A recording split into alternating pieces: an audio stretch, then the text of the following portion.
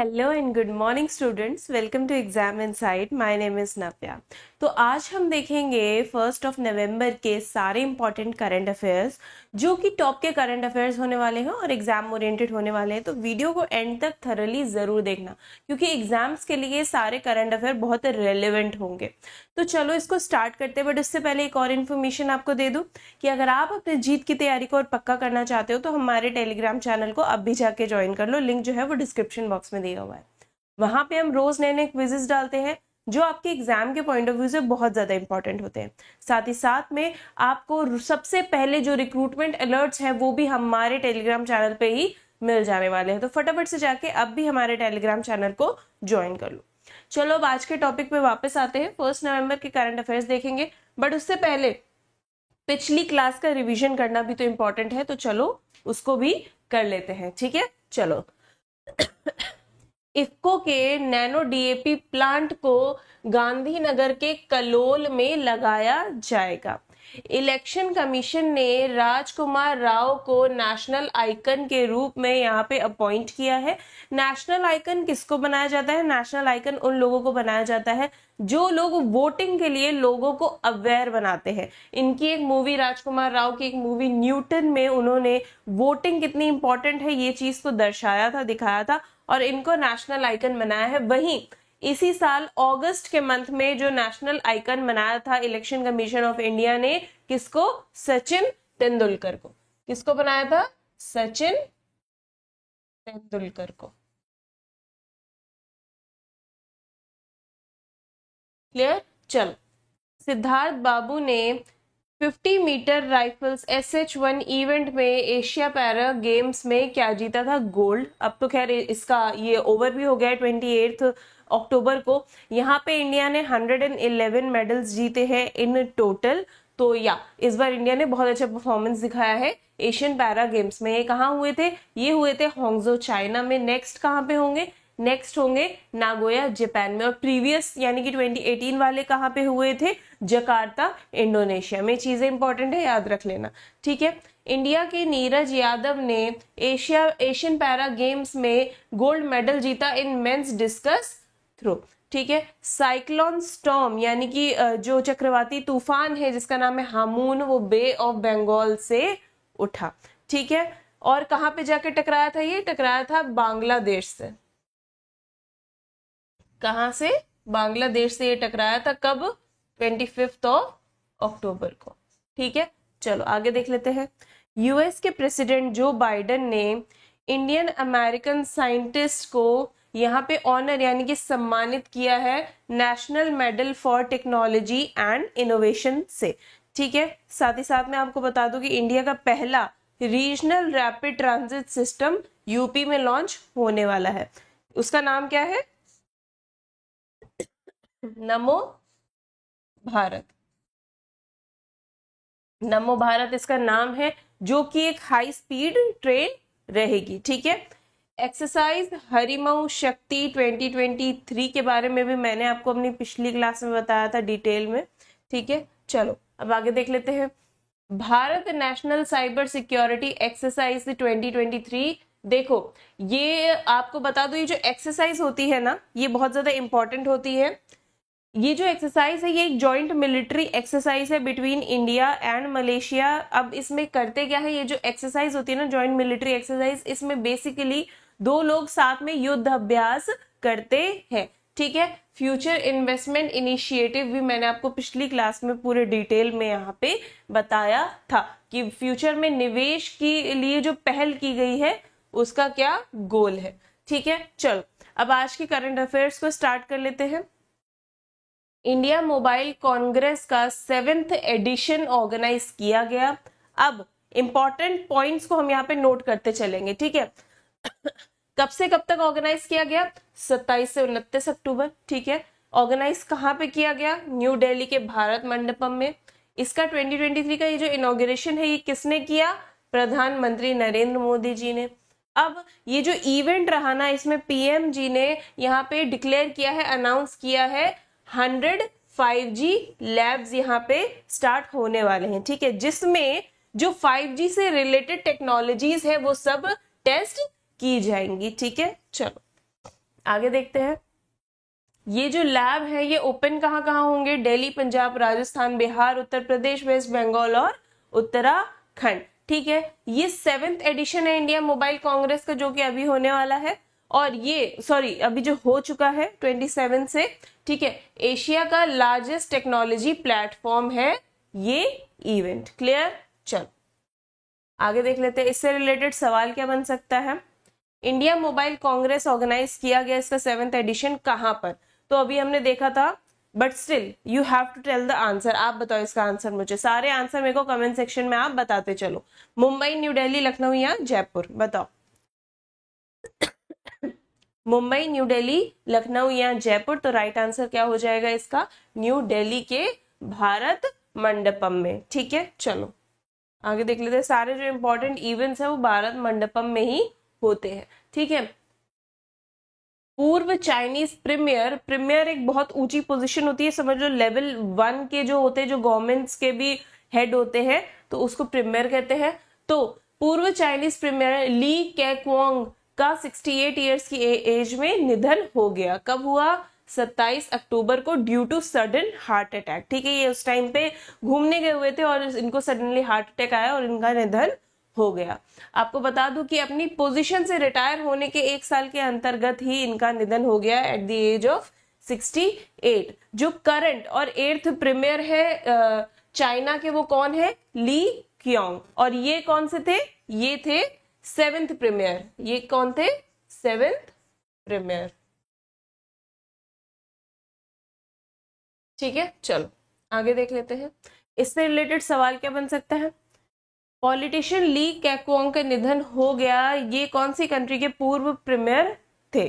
तो Bhutan, Thailand, Japan या China? फटाफट से इसका आंसर मेरे को कमेंट सेक्शन में आप बता दो। भूटान, थाईलैंड, जापान या चाइना? तो राइट आंसर क्या है? चाइना। ठीक है, चलो आगे देख लेते हैं।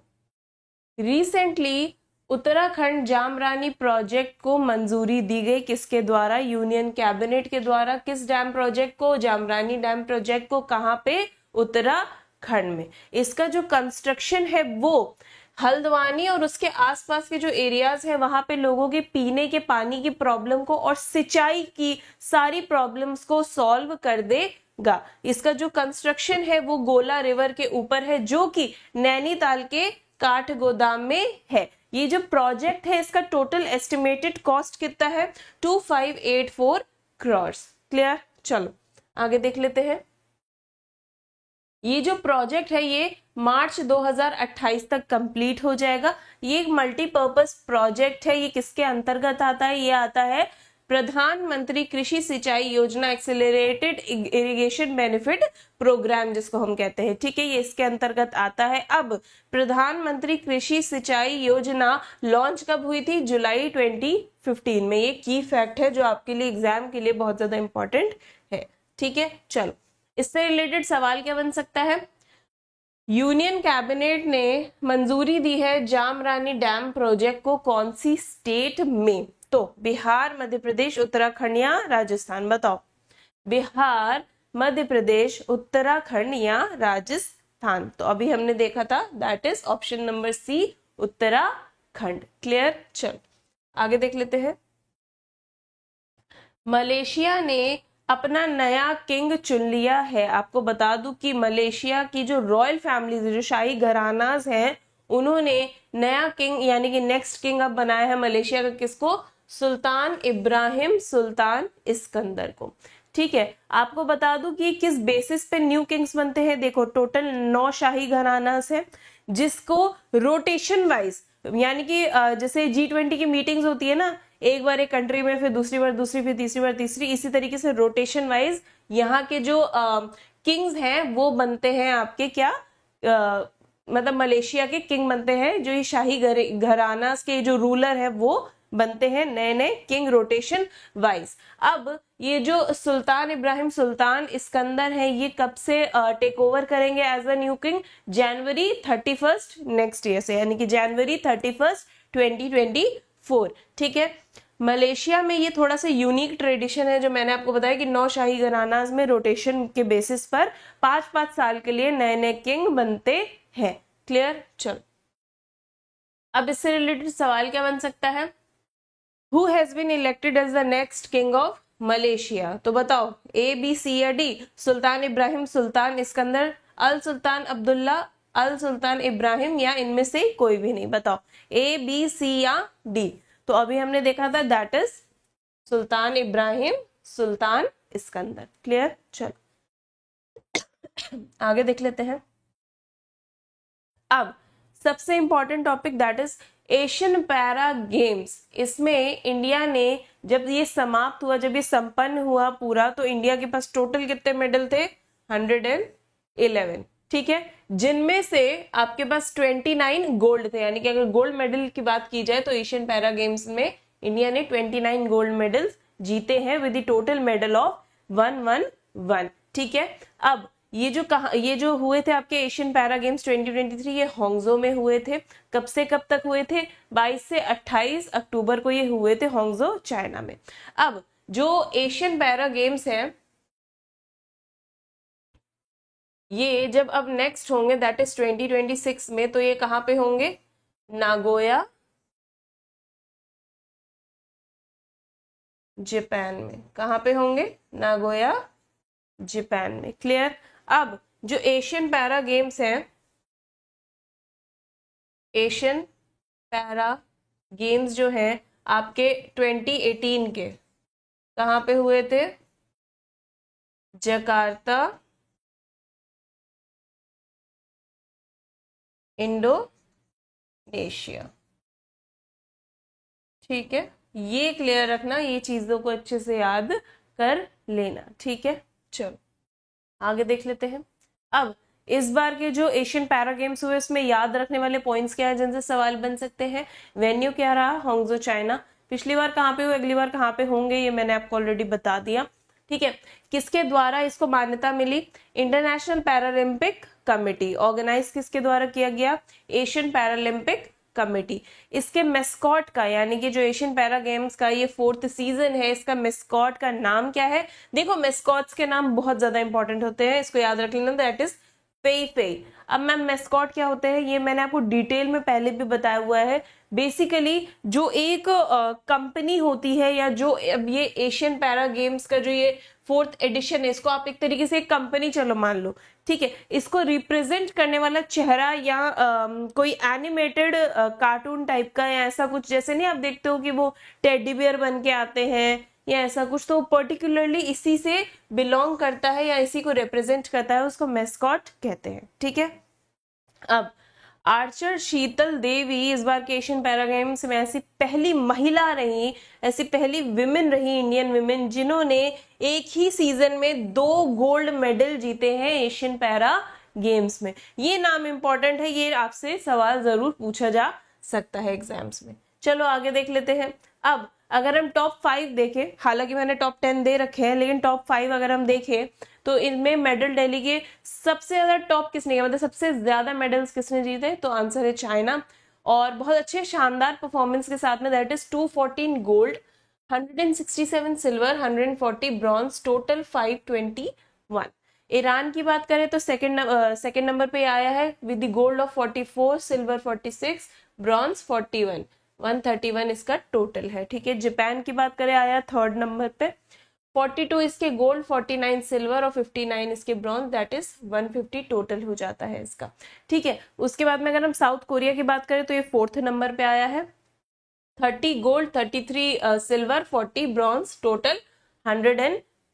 अब अगर हम इंडिया की बात करें तो ये 5th नंबर पे आया है, और सबसे ज्यादा इंपॉर्टेंट भी है क्योंकि इंडिया की पोजीशन आपसे पूछी जा सकती है, what was the position of India, what was the rank of India in medal tally of Asian para games. तो क्या हो जाएगा आंसर, टोटल 111 और 5th पोजीशन पर इंडिया आया, ठीक है। 29 गोल्स, 31 सिल्वर और 51 ब्रॉन्ज, दैट इज 111, ठीक है। बाकी उसके बाद आप इंडोनेशिया, थाईलैंड, उज्बेकिस्तान, फिलीपींस और चाइना, हांगकांग, चाइना को देख सकते हो, बट टॉप 5 मैंने आपको ऑलरेडी बता दिए, ठीक है। इससे रिलेटेड सवाल क्या बन सकता है, पैरा एशियन गेम्स 2022 में इंडिया ने कितने मेडल्स जीते, बताओ, 110, 111, 112 या 113। Option number A, B, C या डी, क्या होगा इसका करेक्ट आंसर। तो राइट आंसर क्या हो जाएगा इसका, option number B that is 111। Clear? चलो, with how many goals? With 29 गोल्स। ठीक है, चलो अब दुबई होस्ट करेगा ब्यूटी वर्ल्ड मिडिल ईस्ट 2023। ठीक है, ये कब से स्टार्ट हुआ? ये 30 अक्टूबर से स्टार्ट हुआ और 1 नवंबर तक ये चलेगा 2023 में। यहाँ पे ये एक तरीके का ट्रेड शो है जहाँ पे ब्यूटी और वेलनेस इंडस्ट्री से रिलेटेड जो भी प्रोडक्ट्स होंगे, जो भी चीजें होंगी, वो सब प्रदर्शित की जाएंगी। इसमें टोटल 57 कंट्रीज से 1750 एग्जिबिटर्स यानी कि प्रदर्शक होंगे जो इसमें पार्टिसिपेट करेंगे। ठीक है, ये एक बहुत ही अच्छी असेंबली होने वाली है। अब आपसे सिंपल इससे रिलेटेड सवाल पूछा जा सकता है कि कौन होस्ट करेगा ब्यूटी वर्ल्ड मिडिल ईस्ट? तो दुबई, कायरो, शर्म एल शेख या कुवैत सिटी? बताओ, ए, बी, सी या डी? तो राइट आंसर क्या हो जाएगा? Option number A that is Dubai. अभी हमने देखा था। ठीक है, चलो नेक्स्ट देख लेते हैं।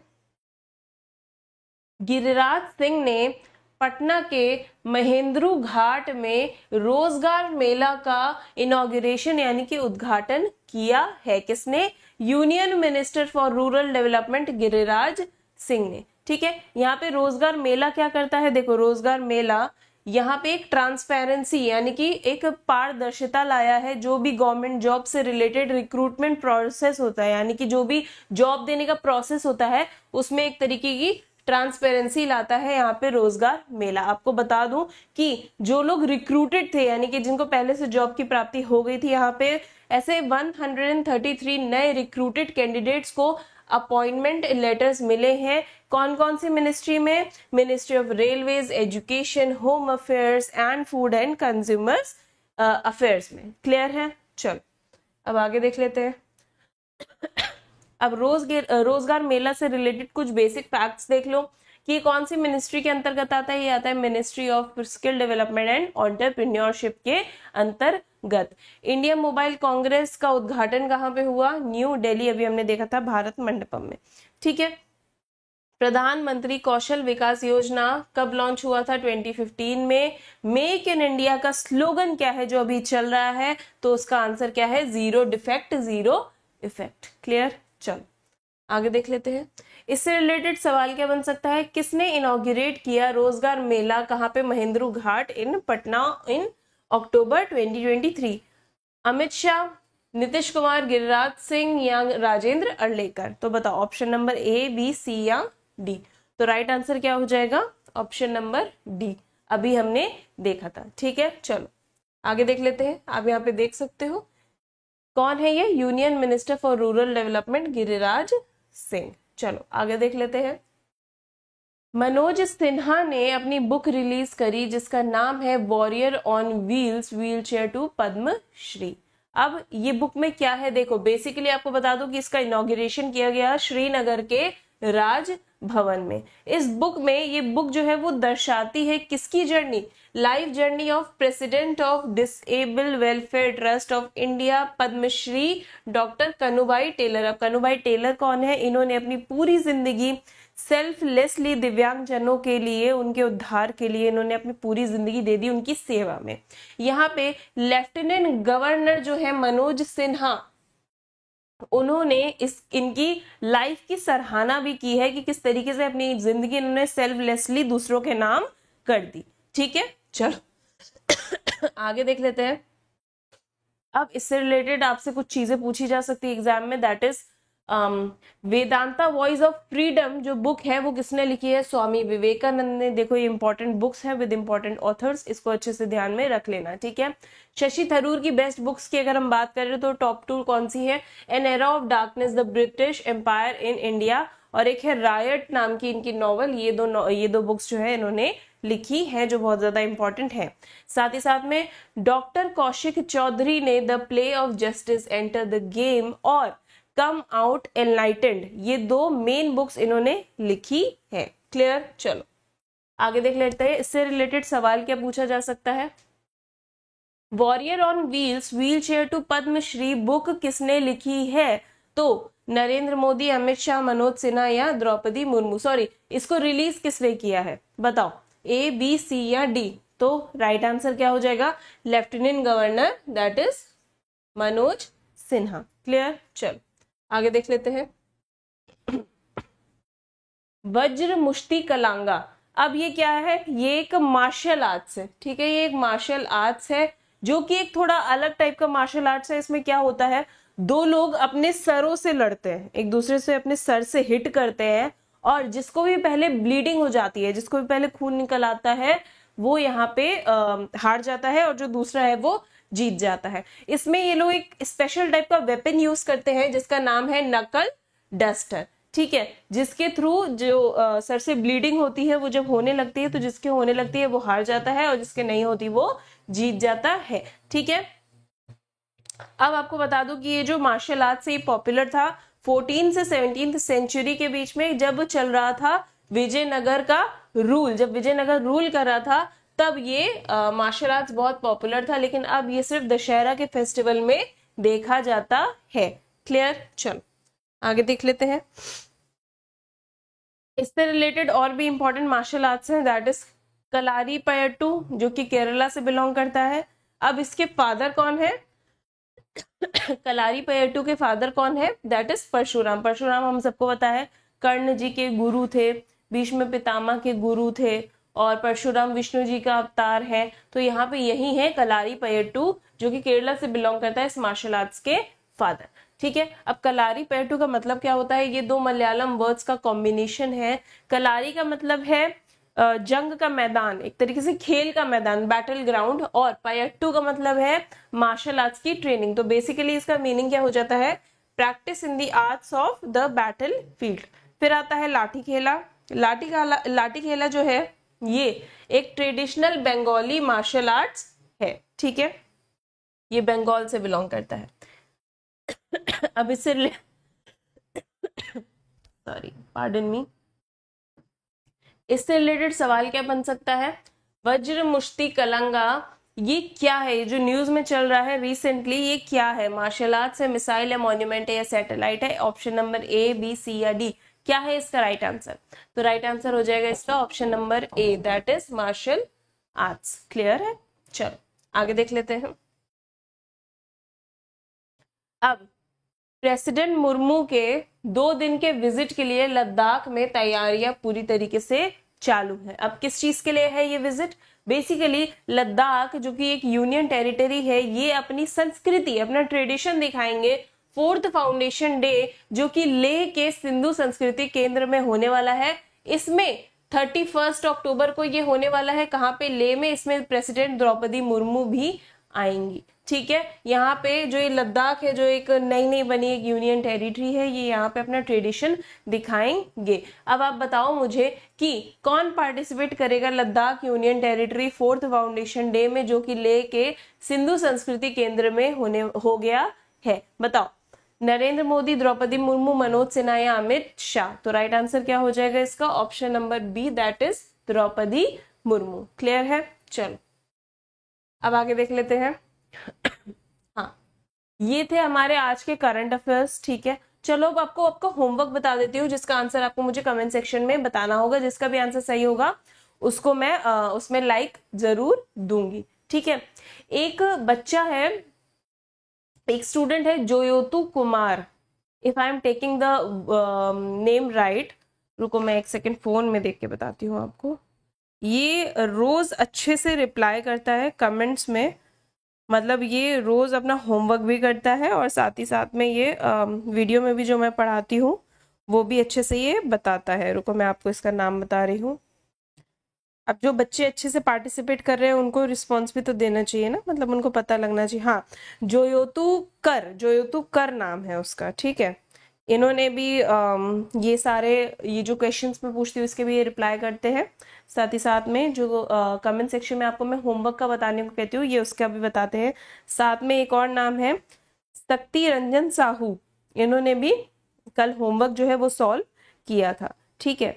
उसके बाद आता है MVI नायराव, ऐसे शायद मैं गलत नाम ले रही हूँ, उसके लिए सॉरी। इन्होंने भी होमवर्क सॉल्व किया था। साथ ही साथ में धन गणेश 6894, इन्होंने भी होमवर्क सॉल्व किया था। तो ये जो बच्चे हैं, ये जो स्टूडेंट्स हैं मेरे, ये अच्छे से रिस्पॉन्स करते हैं क्लास में, and I am very glad for that. ठीक है, चलो अब अपना होमवर्क देख लो। कौन सी कंट्री ने साइक्लोन स्टॉर्म हामून का जो कि बे ऑफ बंगाल से उठा है, इसको नामित किया है? बांग्लादेश, पाकिस्तान, ईरान या कुवैत? साथ ही साथ में आपको मुझे ये बताना है कि इलेक्शन कमीशन ऑफ इंडिया ने अपना नेशनल आइकन किसको अपॉइंट किया है? कपिल देव, महेंद्र सिंह धोनी, अनुष्का शर्मा, राजकुमार राव। आपको बता दूं अगस्त में सचिन तेंदुलकर को इलेक्शन कमीशन ऑफ इंडिया ने नेशनल आइकॉन चुना था, और अब किसको चुना है ये आपको मुझे कमेंट सेक्शन में इसका होमवर्क का आंसर देना है। क्लियर है? अगर देखो आज का वीडियो आपको इन्फॉर्मेटिव लगा हो तो लाइक, शेयर, कमेंट, सब्सक्राइब सब कर देना। Now this is me Navya signing off. मिलती हूँ आपसे अपने नेक्स्ट वीडियो में। Till then what, till then bye bye, take care.